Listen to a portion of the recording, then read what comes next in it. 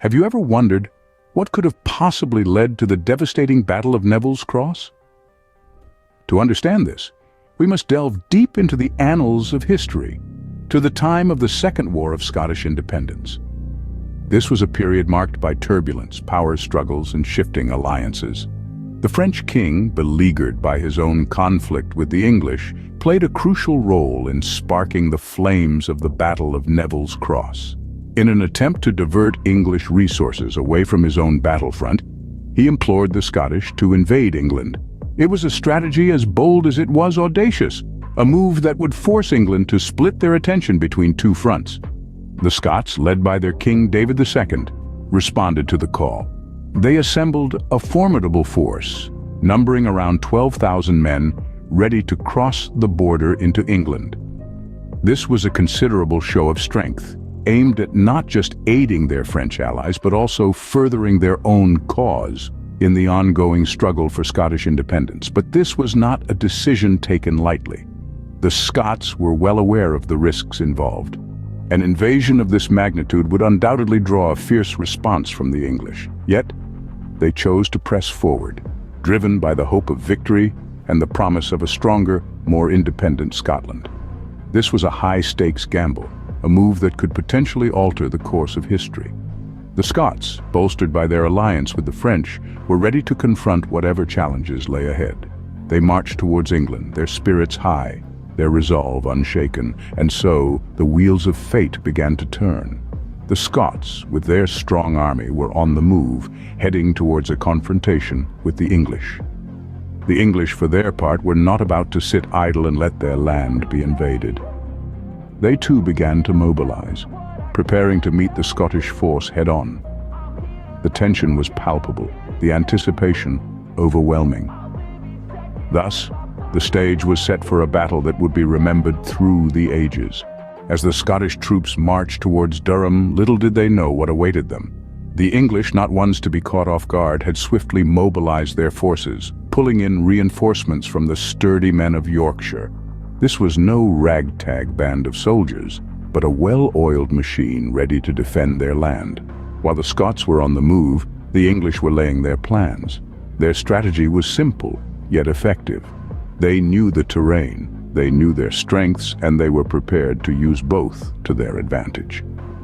The Scots, on the other hand, were walking into unfamiliar territory with only their courage and the hope of surprise on their side. Then, as the first light of dawn began to break, the Scots spotted the English forces. The element of surprise was lost. Undeterred, they prepared for battle on the high ground near Durham. It was a strategic move, offering them a bird's-eye view of the battlefield, and hopefully, an advantage over the English. Meanwhile, the English forces, fully aware of their superior position, also began their preparations. They formed 3 distinct formations, a testament to their discipline and their readiness for the battle to come. Across the field, the Scots mirrored this move. They too formed into 3 formations, a defensive stance that spoke volumes about their determination. Despite the surprise of discovering the English army, they were not about to back down. The stage was set. The players, though unbalanced in their familiarity with the field, were equally matched in their resolve. The air was thick with anticipation. The battlefield, once a peaceful stretch of land near Durham, was now carved into lines and formations, a chessboard of sorts where a deadly game was about to be played.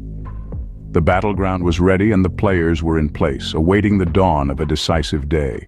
The morning of October 17th, 1346, witnessed the fierce clash of 2 formidable armies. As dawn broke, tension hung in the air. The field near Durham, England, was about to become the stage for the Battle of Neville's Cross, a significant encounter during the Second War of Scottish Independence. On one side, the Scottish army, 12,000 strong, led by King David II, held their ground on a hill near a stone cross that would later lend its name to this historic battle. Their defensive stance was strategic, banking on the high ground to give them an advantage in the fight to come. Their formations, like a beast ready to pounce, were set and waiting for the signal to charge. Facing them, The English force, led by Ralph Neville, stood firm. They were outnumbered, yes, but they were on their home ground and they were prepared. They too adopted a defensive stance, understanding that their superior position, coupled with reinforcements from Yorkshire, could tip the scales in their favor. This was not just a battle for them, it was a fight for their homes, their families, and their country. And then the battle commenced.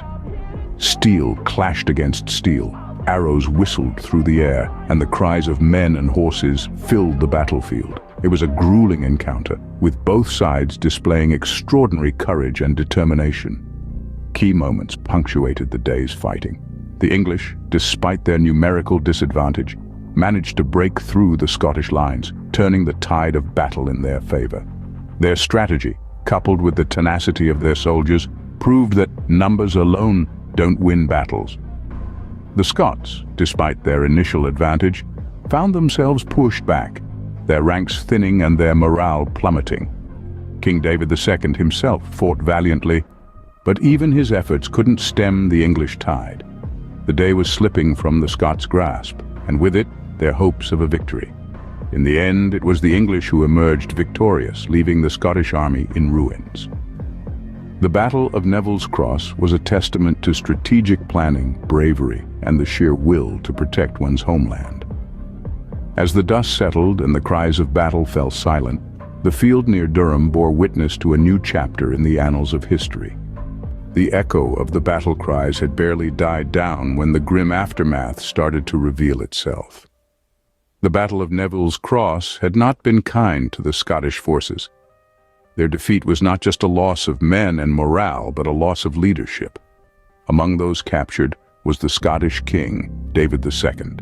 His capture marked a significant blow to the Scottish cause, leaving a gaping void in the leadership that would take years to fill. The decimation of their leadership was not the end of their woes. Most of their nobility, the men who would normally step up and take the reins of command, were either killed in battle or captured. The loss of these eminent figures was a double-edged sword, cutting deep into the fabric of the Scottish society and its military structure. But for the English, the victory was a sigh of relief. The successful defense had freed up much-needed resources for the ongoing war against France. The English army could now focus its attention and resources on the French front, bolstering their efforts in a war that was proving to be a draining and prolonged affair. Moreover, the Battle of Neville's Cross brought about a semblance of peace on the border. For the next 40 years, the border regions would enjoy a respite from the constant state of conflict and tension. This peace allowed the people to rebuild and recover, to return to a semblance of normalcy after years of war and uncertainty.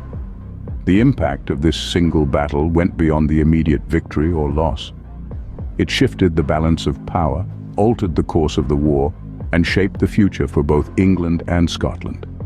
It wasn't just a clash of armies, it was a pivotal moment in history, a turning point that would echo through the annals of time.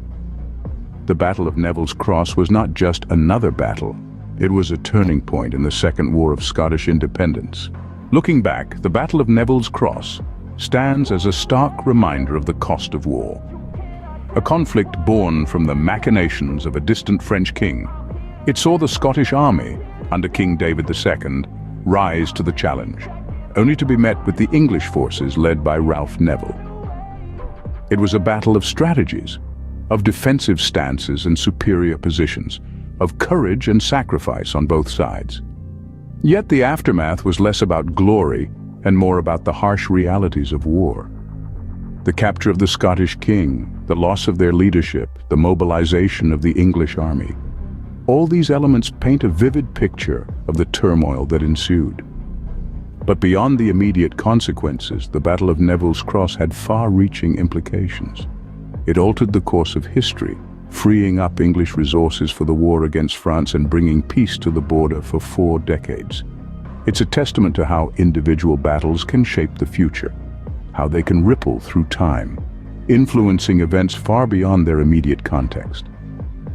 History is often written by the victors, but the Battle of Neville's Cross serves as a poignant reminder that every battle has 2 sides. each with its own tale of valor, sacrifice, and loss.